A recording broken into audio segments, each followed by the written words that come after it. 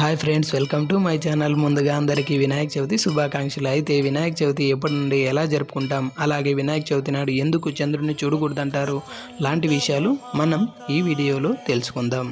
1892 నుంచి జరుపుకుంటున్నాం. అంతకుముందు ఇలా ప్రజలందరూ సామూహికంగా జరుపుకునేవారు కాదు. వారి వారి ఇళ్లల్లో పూజా మందిరాల్లో మాత్రమే జరుపుకునేవారు. 1892 నుండి తిలక్ గారి సూచన మేరకు స్వాతంత్రోద్యమంలో ప్రజలందరినీ ఐక్యం చేయడంలో భాగం కోసం ప్రారంభించారు. అప్పటి నుండి ప్రతి సంవత్సరం భాద్రపద శుద్ధ పంచమి నాడు మధ్యాహ్నం శుభ సమయంలో హస్త నక్షత్రం నాడు వినాయక చవితి చతుర్థి ఉత్సవాలు ప్రారంభమవుతాయి. ఎలా జరుపుకుంటారంటే 21 రకాల ఆకులను స్వామివారికి సమర్పించి జరుపుకుంటారు. అలాగే పిండి వంటలు, కుడుములు, పాలు, టెంకాయ, తేనె, అరటి, పానకం, వడ, పప్పు లాంటివి స్వామివారికి ప్రీతికరమైనటువంటి పదార్థాలన్నింటినీ సమర్పించి స్వామివారిని భక్తాదులు ప్రసన్నం చేసుకుంటారు. అయితే ఎందుకు చంద్రుణ్ణి వినాయక చవితి నాడు చూడకూడదంటారు? చూస్తే నీలాప నిందలు కలుగుతాయంటారు. ఎందుకు?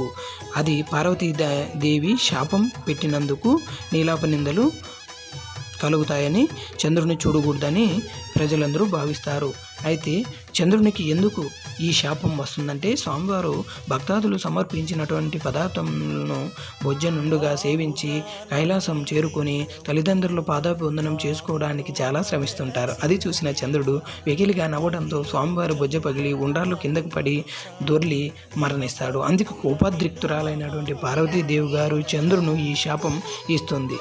తర్వాత విష్ణుమూర్తి ఈ వినాయకుణ్ణి అమరుణ్ణి చేస్తాడు. అందుకు వినాయక చతుర్థి నాడు చంద్రుణ్ణి చూడకూడదంటారు.